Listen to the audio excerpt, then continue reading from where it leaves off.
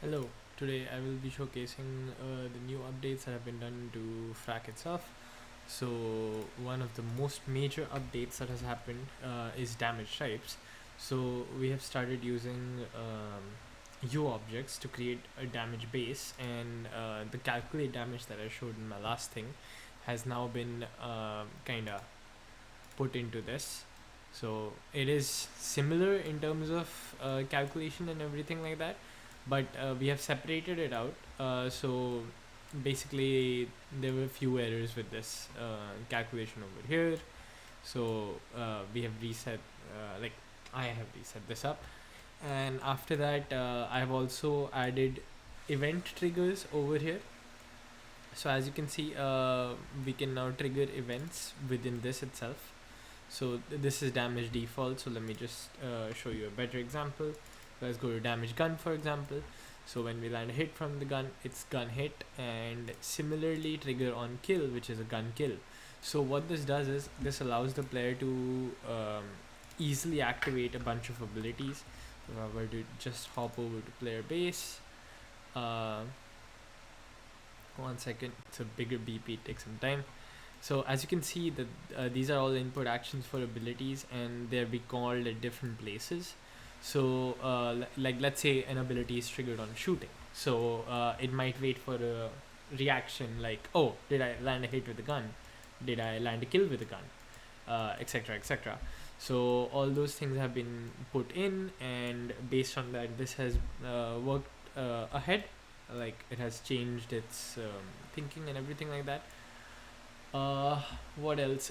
There's been one more update. There's been two new variables added. One to give the equipment a certain cooldown. I worked with Corner to kind of integrate that better. So now equipment cooldown is a gameplay attribute that the player has, and the dash cooldown is also a gameplay attribute that the player has. Other than that, I worked with Joe to fix up the UI, as there were some issues with the UI, so that has been fixed up. And as you can see that there's some new UI there. So this has been created by Joe. However, there were like a lot of like a few implementation bugs that we had, which I have resolved with him. Other than that, I'm still working on abilities. I have added a lot of them for from Impulse itself. So if I were to just show that, so as you can see, Impulse now suddenly has like a bunch more abilities. There was also a lot of work done in the background, which was rebasing a bunch of abilities, as there were things in the ability system component that were not working as intended, which required a rework in bunch of different abilities, both in Collapse and in Frenzy itself. Other than that, I'm working on creating, like the pickup I created, I'm working on creating data tables that the pickup can read from and just pick up the abilities and then activate them accordingly.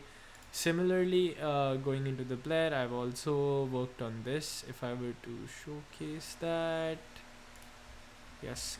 So as you can see, give ability, this has been modified a bit, as some abilities are passive now, so they're just activated once. So for them there was separate logic. Similarly with remove ability, it's the same thing. I think I called it, what did I call it? Did I call it clear ability?